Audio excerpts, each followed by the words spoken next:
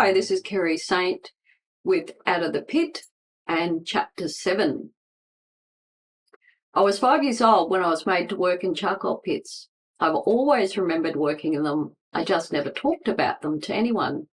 The first time I ever mentioned working in charcoal pits, I was 28 years of age when I had my very first flashback of abuse. As a child, I always felt different because I did not know anyone else that worked the way that I did.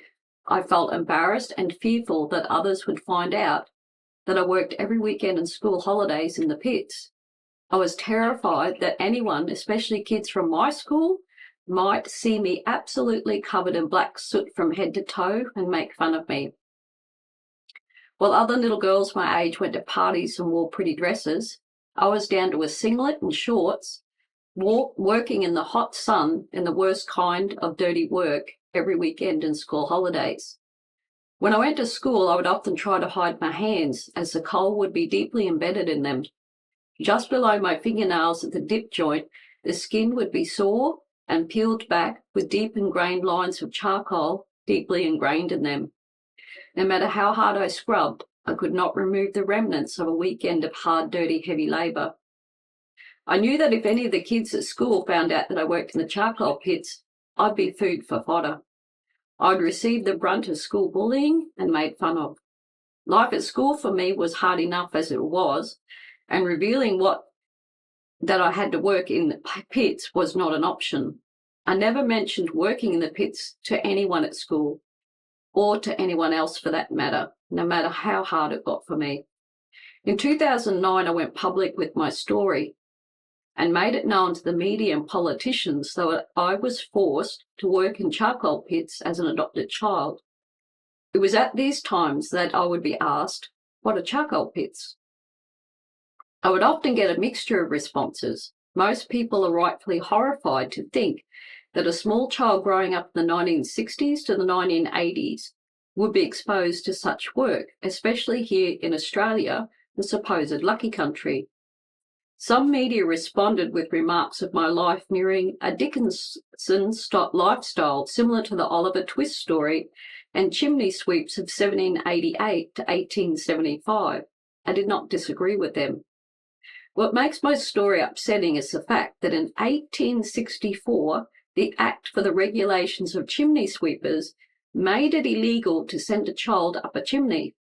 Yet, in 1967, I was sent to work in a charcoal pit with no laws to protect me at all. In Australia at the time, our government permitted children to work in family businesses and farms, providing minimal legislative restrictions compared to children that may have worked in a factory. As an adopted child, I was forced to do heavy manual labour, and because it was not viewed as factory work, my adoptive parents could do as they wished with me, with no obstruction or child labour laws that they had to adhere to. They could work me from sun up to sundown, every weekend and school holidays, and no one was going to stop them. The only time I was not permitted to work under law was during school hours. On the odd occasion, someone might respond to my story of working in the pits as no different as a child helping their parents out on the farm. And I would get, "Well, back in my day, I'd had to help milk the cows or look after the chickens, etc." Back in the old days, kids were expected to work and help the family. I never want to diminish the experience of others, as I agree it was expected that children helped more within the family in times gone past. However, I wish to draw a distinction between being part of a family unit that pulled together in love versus being forced to comply under abuse, threats, and control.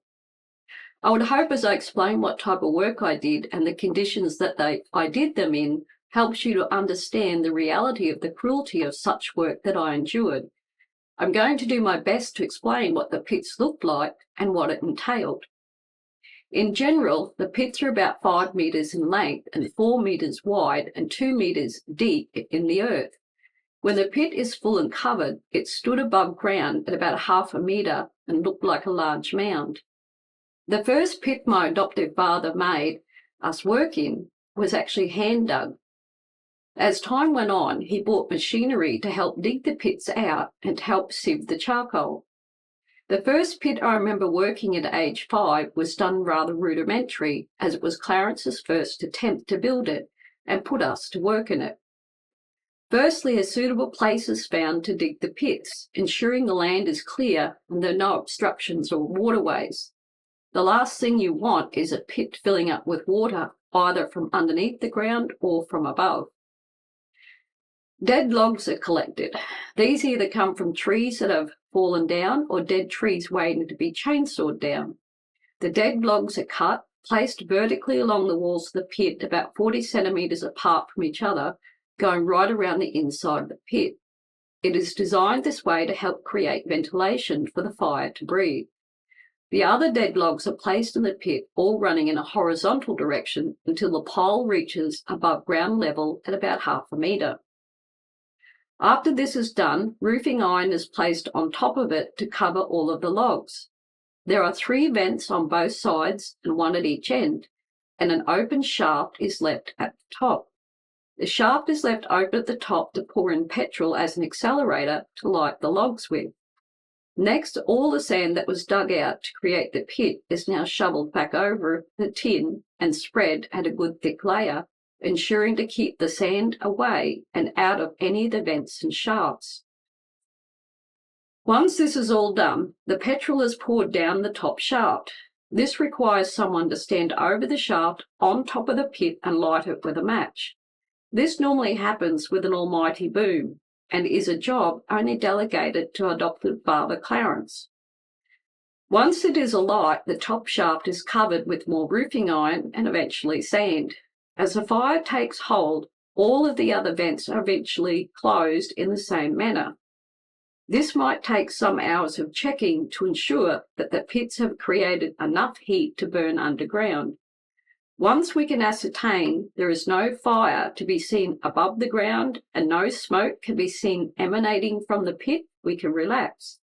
This means that the job has been done correctly, and it should generate enough intense heat to create the desired charcoal. After a week, the pit is uncovered and all the sand has to be carefully removed, ensuring that very little falls back into the pit. The burned tin is removed to reveal a large pile of charcoal of all different sizes and shapes. The charcoal looks like coal, but it's much lighter in weight. There are times the pit is cool, and there are other times the pit still may be hot in some places, so care must be taken to check for any heated areas. If we do not take the time to check for heat spots, then the bagged charcoal could potentially get hot enough to start a fire. This was a common problem, as bags once closed and stacked in the shed or truck that contained even a small ember of heat could cause a great deal of damage. We were constantly on the alert for any offending segments that could possibly be catastrophic. There was nothing worse than working hard all day or weekend, carefully and neatly stacking pile and pile of bags on top of each other, only to realize that a bag on the very bottom of the pile is smouldering, or worse still, creating flames. A number of times we had to undo all of our hard work to pull out a hot burning bag that threatened the entire stack, including threatening to burn down the shed with expensive machinery, tools, and vehicles.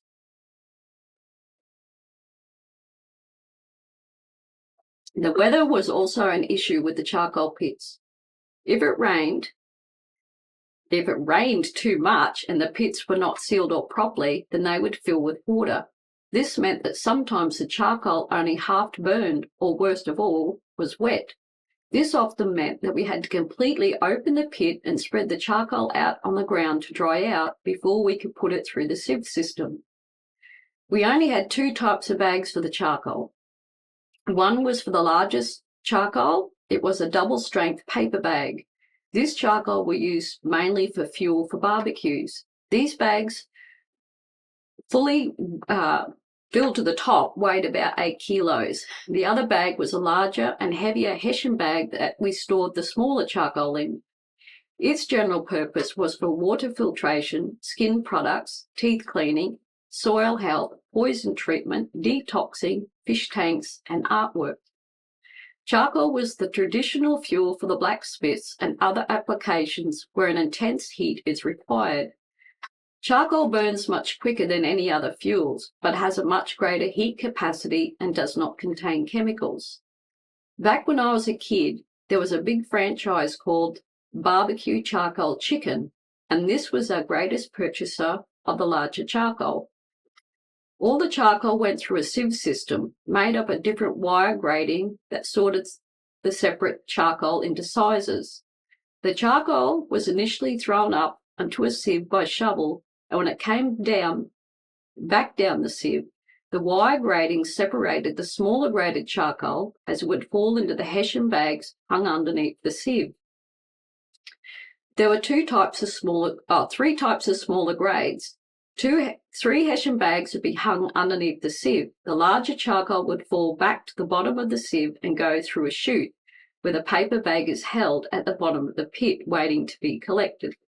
Once the paper bag was full, we had to block the chute to stop the flow of charcoal from overflowing into the full bag. Any overflow would cause it to fall back into the pit, and when that happened, Clarence would get very upset and very angry with us. So I'm just going to show a diagram that I drew of the sieve system. So hopefully you can see this. So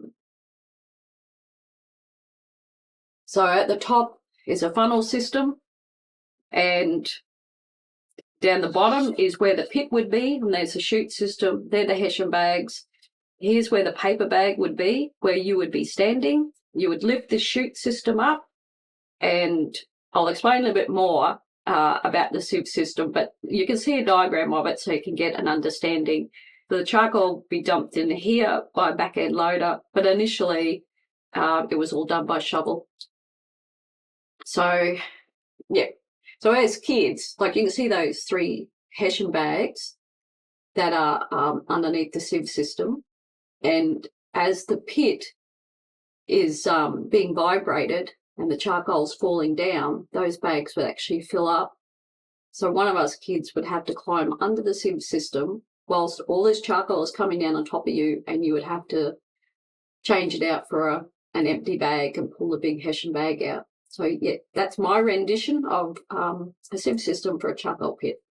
I'll show you another photo, image that I drew. So you'll kind of get a bit of understanding of what the paper bags look like. So it's an image that I did. So that's kind of a rendition of myself standing in a charcoal pit, and what I'm holding there is one of the paper bags, and it had Park Ridge Barbecue charcoal on it.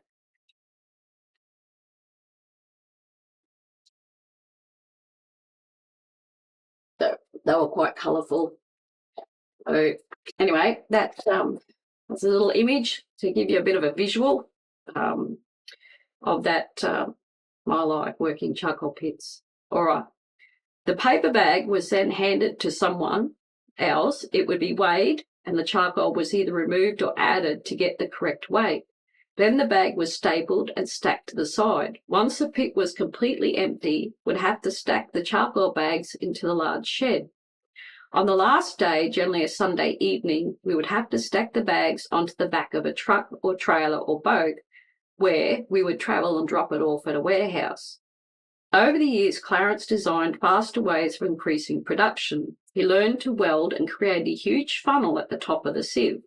He would then use a back-end loader to scoop up the charcoal out of the pit, using the front bucket, and manoeuvre it to the funnel at the top of the sieve, and he'd pour it in. He had a Willys Jeep, and he used the diff system by hooking it up to the sieve, and as the motor of the Willys Jeep ran, it vibrated the sieve, causing the charcoal to vibrate down the sieve. This meant that he no longer had to shovel the charcoal up the top of the sieve. He could now sit on the back-end loader and just order all of us kids around to do all the work. As you can imagine, whether you were using a shovel or a back-end loader, the black dust of the charcoal, once it was disturbed and sieved, would plume out over everything and everyone. There was not a crevice of your body that was not covered in it.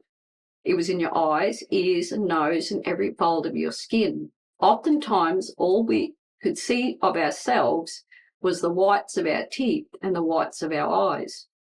In between pits, we would have a swim in the dam fully clothed. It was great to break the heat of the day, as well as removing as much charcoal from our bodies as possible. The days were incredibly hot, and the only time we got a break was when it rained. I was always grateful when it did. To this day, I love the sound of the rain on a tin roof. It reminds me of times I yearned for rest and how important rest is for the body. As I previously stated, every Sunday we would deliver the charcoal to warehouses and hardware stores. As a little girl, I'd be amazed and think it rather humorous when the workmen appeared, looking a tad overwhelmed at the load on the back of our truck. One of the men would rush off to get the forklift or find other men to help with the load. However, our father would insist that we kids unload it all, often onto wooden pallets for the forklift to take away and stack. Immediately, my brothers and I'd make a line. One of us would climb up onto the truck while two of us stood on the ground a couple of meters apart. The men would return completely shocked to find three children had efficiently removed many bags in a highly proficient, speedy, organised manner.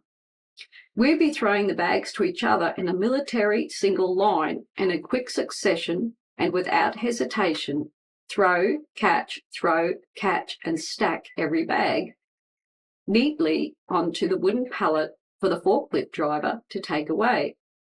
Clarence would just stand there and watch us, monitoring every bag we picked up and handled. Like a hawk, he eyed us and surveyed closely everything that we were doing. We knew exactly how to throw and catch every bag, being meticulous not to mishandle or cause any damage to his precious cargo. Our ability to move at a fast pace, was with no pausing at all or ever dropping a bag, showed how strong and disciplined we all were. There was a specific way to throw and catch them, similar to throwing and catching a raw egg at a distance without cracking it. As soon as the bag touched your hands, you would have to allow the momentum to draw back, taking any impact out of it. The same with throwing it. It had to be done with a type of finesse, like flipping pizza dough. You had to go with it gently, but with enough strength for the desired distance. I think as siblings and working with each other for so long and so hard, we knew the confidence and skill of each other. We trusted each other to get it right. Sometimes when the men insisted that they do the throwing and stacking, you could see Clarence cringe. He would get so upset with us if we even wrinkled a bag, let alone rip or drop one. Clarence was often not prepared to let anyone touch the bag but us kids, as we had been trained to do it exactly the way he wanted. There were two rules: do it fast and never, ever, ever damage the merchandise. My brothers and I did not mind working fast, as the sooner we got the work done, the sooner we got to go home, or the sooner we got to eat, or the sooner we got to bathe, or the sooner we got to rest. Yes, we were motivated, that's for sure, but the biggest driving factor was we did not wish to upset Father. I clearly remember the first time I ever worked in a charcoal pit. I was 5 years old and it coincided with my first year of school. Clarence had not yet bought his own property and was using the land owned by one of his best friends, who we were encouraged to call Uncle Arthur. He lived in a few acres at Park Ridge in Brisbane, Australia, and in a 2-room little home he was building. There was no electricity and no running water there. I remember staying at his house for a visit, and then one day Clarence set up a large canvas tent for us to sleep in, and unbeknown to me and my brothers, our whole world was about to change. That first day in that tent and on that property is seared in my brain.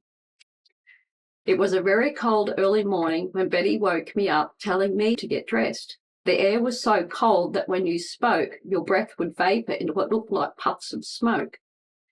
We were told to hurry with our breakfast and then follow our father. I'm curious, but not alarmed, as it was not unusual for us to go off with our father alone. Brian was only 3 years old. He was to stay at the tent with Mother. Just as I were walking away from the tent to follow Clarence, Skippy, our medium-sized fox terrier cross dog, cried out in pain.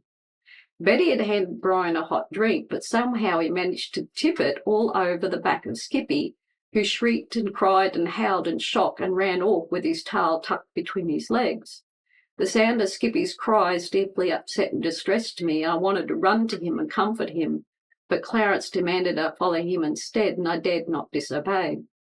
As I walked towards where my father wanted to go, a small distance from our tent, I noticed that the ground was covered in frost and crunched under my toes. The sun pierced a golden light through the trees and seemed to kiss the water on the small dam that I walked past. Small, tiny birds darted amongst the trees behind the dam, and an array of tiny insects danced amongst the cluster of tall grass. I desperately wanted to go and explore, and I wanted to see the surroundings and abundance of life around me. It was so inviting and seemed to beckon me with a magical pull. However, as I momentarily stood transfixed, looking wondrously at the scene around me, I'm alerted to my father's raised voice breaking through the tranquility of my thoughts with an alarming urgency. Next thing I hear his demanding voice telling me to stop dawdling, as he puts it. Next thing I'm standing on a mound under my feet is big black rock stuff I've never seen before. It crackled when I walked on it.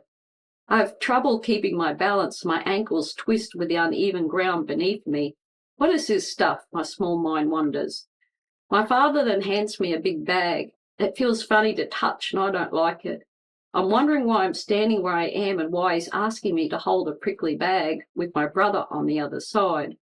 I'm only little and he wants me to hold it up high and hold it out wide so I can get the shovel in it. At first I'm not sure of his instructions. Do I hold it and let go? Why do I have to do this? I question in my mind. Next I watch as he shovels the black stuff we are standing on into the bag. To my disbelief, a plume of black smoke rises up out of the bag as he empties the shovel right in front of my face. The black soot rises and covers my little hands, and I cough. I want to let go of the bag immediately, but Father grumbles and growls at me to hold it up and open. He forcefully grabs my arm, jerking it up. I'm shocked and try to do what he asks. I was only 6'3" when I was born. Everyone always commented that I was very small for my age. I was not a strong 5-year-old and my arms quickly tired, and each time my arms drop down even a little, my father gets more frustrated and angry with me. I'm soon very afraid and cannot understand why all of a sudden I'm expected to do such a hard, tiring and complicated thing. What is this black stuff and why are we doing this? My whole world has suddenly changed. I was no longer free to play. I was not allowed to move, not allowed to complain, not allowed to scratch my nose, and not allowed to go to the toilet, not allowed to get a drink, and I'm not allowed to cry. I must hold the bag up and I must hold it open, or Father will yell at me and threaten me. I desperately want to go back to the tent to be with my mother and brother. I want to find Skippy and comfort and hug him. I want to play with my toys and find the pretty flowers I spotted the day before. I want to watch the birds skip between the trees and hear their pretty songs. I want to lay on the green grass and look up in the sky and find the animals in the clouds. But no, I must stand there and not move, not 1 inch. I begin to cry, but as I do, I need to wipe my eyes, but I can't. I dare not let go of the bag. With every shovel, the black soot increases in volume and covers my once clean little pink hands, and now my once clean pretty little dress, and I wonder what my mother will say. I'm not sure how long I held that bag for my father that day, nor how many days we worked together in the pit. I do know we did not stop until he had filled many bags with the black sooty stuff. At age of 5, my life changed dramatically, and little did I know that the future plans my parents had for me and my brothers that very first day we opened that first pit. Little did I know that things would get far, far worse for me, and that the loving, kind relationship that I thought I had with my father would dramatically change and turn into ever-increasing work and subsequent abuse. Working the charcoal pits were not only exhausting manual labour, it was very dangerous as well, and there are a number of dangerous incidences that I remember. We worked in the Australian bush, where generally there's some animals that could harm and even kill you. We ran into snakes countless times whilst collecting logs for the pits. These logs were often lying on the ground amongst the thick, dense, dry grass, often for years. The drier the wood, the better it burned. Clarence would have his chainsaw, whilst my brothers and I waited beside him, picking up logs as quickly as possible and loading them onto the truck. Once again, we worked hard and fast, not stopping and not hesitating. We did not have the luxury of cautiously rolling a log over or checking inside any hollow parts when little critters are likely to hide. We just moved as fast as we could, with Clarence yelling out directions in his general impatient gestures. As we loaded up the truck, we would climb on the back of the truck and perch ourselves on top of the pile of dead logs. We often collected the wood from surrounding bushland and neighbouring properties, covering a radius of 10 to 20 kilometres from our home at Park Ridge. Back when I was a child, it wasn't illegal for anyone to sit on the back of an open truck or ute, even when travelling on the road. No seatbelts and no safety required. Our first truck didn't even have sides on the back to prevent anything from falling off. Everything was just tied down, except for us kids. So we would sit perched up on the back of this truck, sitting on a pile of cut logs as high as the cabin, barefoot and in shorts and with no hat to protect us from the hot sun. At arriving at the pits, we'd start unloading and just toss the wood to the ground as quick as we could, because Clarence would insist we hurry because he wanted to get back and get another load or start to open another pit. To our horror, one of us would throw a large log to the ground only to see a snake come slithering out. In most part, they were the venomous kind. Clarence would promptly kill it and then tell us to get back to work. How many times one of us could have gotten bitten is mind-boggling.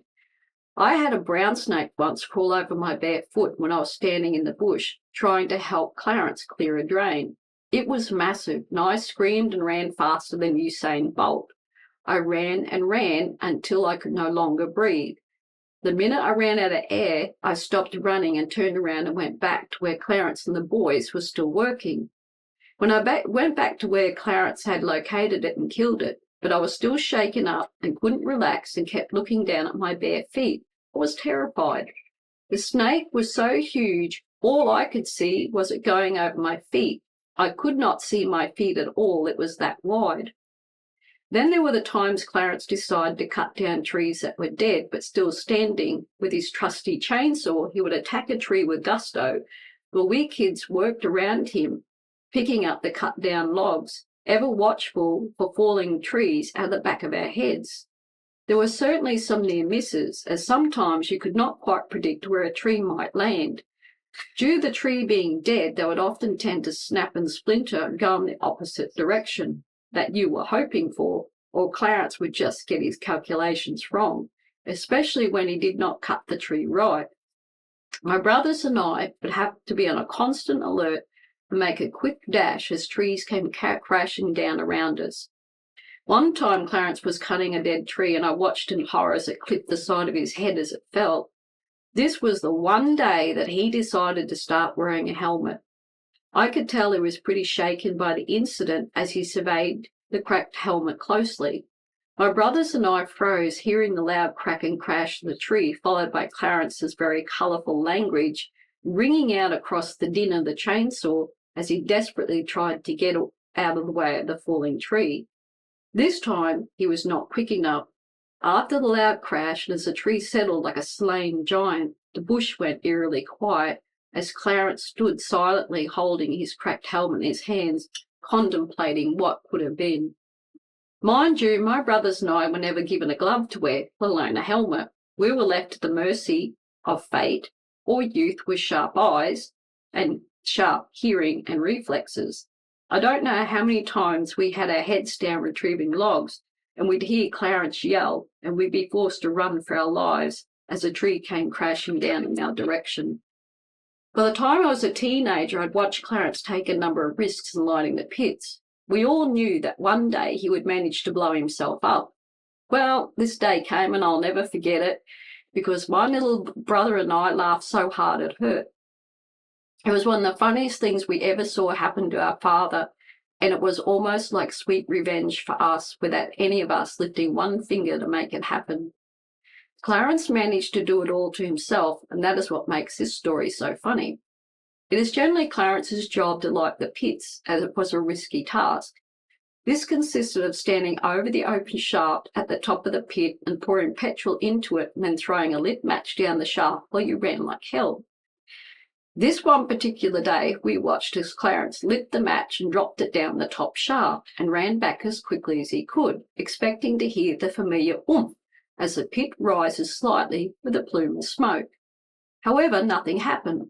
Clarence repeated the process a couple of more times. Each time he would light a match and run back off the pit as fast as he could. Each time, nothing happened. But by now, Clarence is cussing and cursing loudly, and each time he lingers over the shaft before running away. In his frustration, he lingers a little longer and longer, peeking into it, hoping it ignites, which I think is pretty dumb of him. At first, he curses the matches and demands a new box. Then he curses the wood and said it must be too green or wet. So then he curses the petrol and goes and gets a new container full and comes back and pours even more petrol down the shaft. I'm standing there, my heart's pounding, half expecting the pit to go up in a bang at any minute, while he's standing right on top of it with enough petrol poured down it to land him on the moon. I seriously could not believe what I was witnessing, and he has the hide to call me a stupid dumb girl. I've never seen anything so dumb in my life, and I was just waiting for the consequences to unfold right in front of me. Next, he's on top of the pit again, after pouring more fuel down the shaft. He then lights yet another match, but he doesn't run. Instead, he waits a few seconds and just stands around the pit, just leaning a little away from the shaft.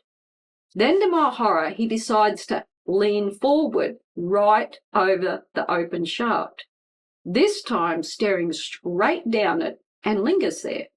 I'm horrified, and I hold my breath knowing that disaster is about to strike. In that instant, an almighty bang erupts as the whole pit explodes upward, and the ground heaves up in one huge motion, instantly creating a scene similar to a nuclear explosion. The impact is immediate, and for a split second I thought our adoptive father was gone, and I mean dead gone. The thick smoke and dust was at least 2 stories high and radiated out in a thick grey pillar of smoke all around the entire pit and beyond. My brother Brian and I can no longer see where our father is. He is completely swallowed up in this mass explosion and volume of smoke. We are both standing there, stunned by what we see. We are transfixed and silent, not sure what to do or say, and we wait for any sign of life to emerge from the carnage. I cannot hear anything, and I'm holding my breath and briefly contemplating life without our father. In that brief moment, I must say in all honesty, I was not sad at all.